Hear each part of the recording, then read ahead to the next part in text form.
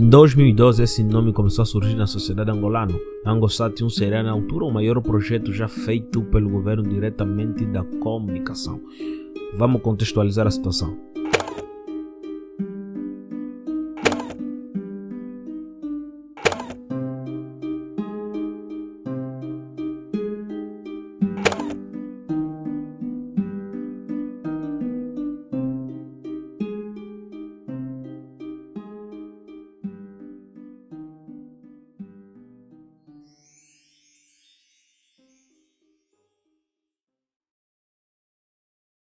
O AngoSat 1 começou a ser construído no ano de 2012 com a ordem do governo angolano. Esse projeto teve seu final atrasado e apresentado em 2017. Com o novo governo havia a necessidade de trazer algo novo e próspero para o país. Então se ordenou que se pusesse em órbita o satélite angolano. Até que em 26 de dezembro de 2017, o AngoSat 1 estava sendo posto em órbita a partir do Cosmodromo Baikonur no Cazaquistão, lá na Rússia.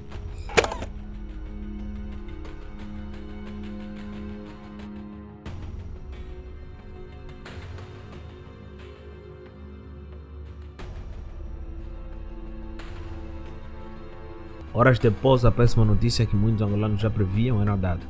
A Terra perde comunicação com o satélite AngoSat 1.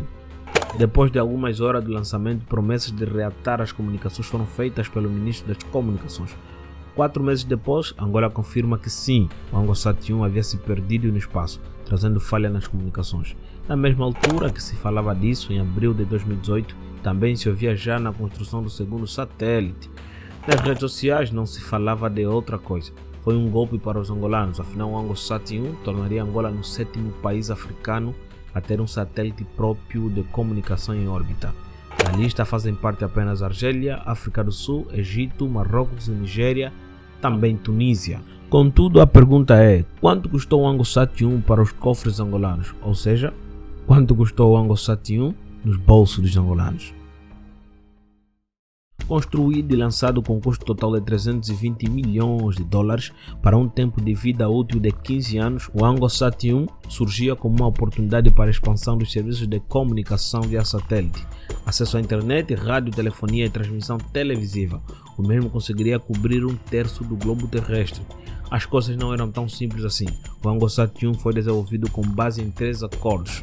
Um primeiro contrato de construção e lançamento, avaliado em 252 milhões de dólares. Só o satélite em si são 120 milhões de dólares. O lançamento impõe a construção de um veículo que o leva.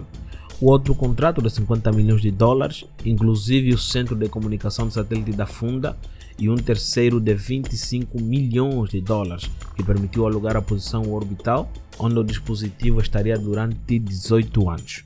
O AngoSat 1 teria 10% dos serviços canalizados ao setor social, para permitir a educação à distância, telemedicina, além de mais 80% comercializadas a nacionais e estrangeiros. Lê-se no documento exposto. As operadoras nacionais gastavam em média por mês um valor maior ou igual a 20 milhões de dólares só pelas compras de serviços de satélites. Antes do lançamento foi anunciado que a quase total capacidade do AngoSat 1 estava negociada e que havia uma incidência em 5 setores primordiais de venda de banda: telecomunicações, mídia, defesa e segurança, petrolíferas e nos de prestação de serviço, com realce para a última área. Na altura, as reservas são pagas no valor equivalente à primeira prestação, de modo a garantir a compra. Daí existiram já reservas em Moçambique, Lesoto, Congo Brazzaville, Congo Democrático, Togo e uma negociação em curso com o Reino da Bélgica. Afinal, o que é um satélite?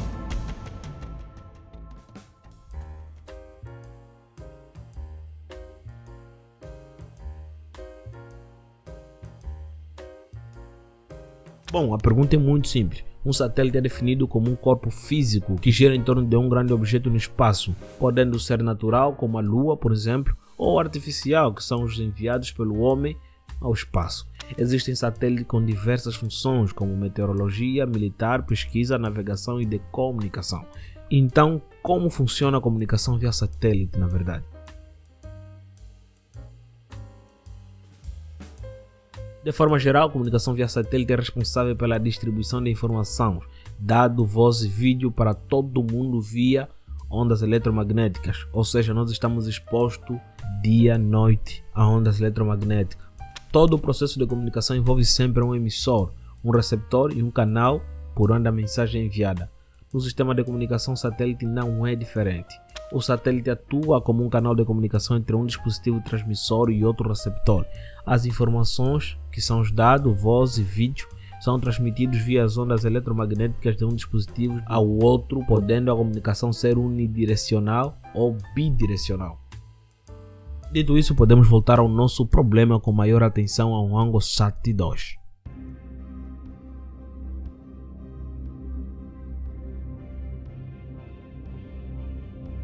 Onde está o primeiro satélite angolano? Essa era uma das muitas perguntas feitas pelos angolanos. O que eu posso dizer é que o satélite está em órbita e nós vamos avaliar o estado de saúde do satélite no dia 23 com a outra parte russa. Essa era a resposta dada pelo ministro das Telecomunicações, na altura José Carvalho da Rocha. Mas todos já sabiam, era apenas uma cortina de fumaça para distrair os angolanos. Ora bem, e o ANGOSAT 2, onde é que está?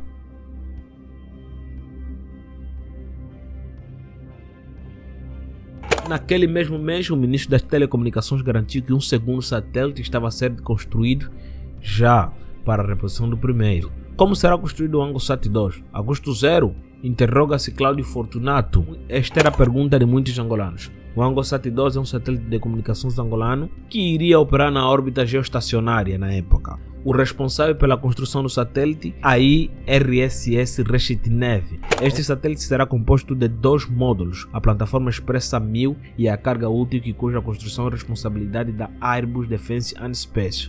Sua expectativa de vida útil será de 15 anos. Certo? Até aí estamos?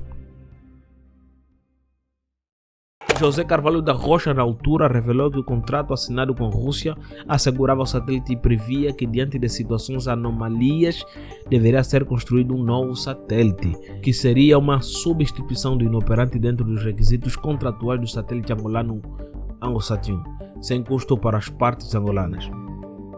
Ainda lê-se que em abril de 2018, o consórcio russo Rosoboronexport, responsável pela construção e lançamento do primeiro satélite angolano, anunciou o início da sua construção a partir de 24 de abril de 2018, sem custo para Angola, decorrendo até a meados de 2022. Lia-se na matéria. Foi desenhado e construído para cobrir todo o continente africano e parte significativa do sul da Europa na banda C, e cobertura quase total da parte sul da África na banda Q. A banda K servirá somente para Gateway, que estará em Luanda. Durante cerca de 30 meses foram construídos e testados os mais diversos equipamentos, que envolveu a fase de construção dos equipamentos, a estrutura da plataforma e da carga útil. A posterior, o ANGOSAT 2 passou com sucesso para a fase de montagem, integração e teste.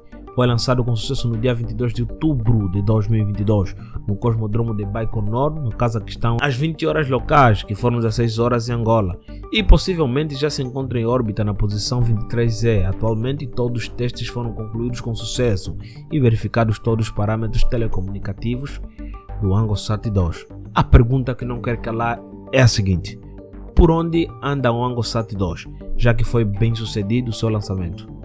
Onde anda o nosso ANGOSAT 2? Há bem pouco tempo saiu na televisão pública de Angola que o ANGOSAT 2 já está operacional e o governo já usufrui e a população também já usufrui. Mas de lá para cá, houve-se muitas queixas, tanto dos internautas até dos próprios órgãos de telecomunicações que até agora não conseguem usufruir dos serviços do nosso ANGOSAT 2. Ainda no mês passado saiu algumas manchetes que dizia que mais de 150 localidades recônditas do país, entre comunas e municípios, estão conectados com os serviços de telecomunicações e internet. Na mesma, teve-se a oportunidade do governante dizer que os serviços do ANGOSAT 2 já beneficiam 16 das 18 províncias do país, onde foram instaladas mais de 150 terminais de antenas. Mas afinal de contas, do que esse tio está falando?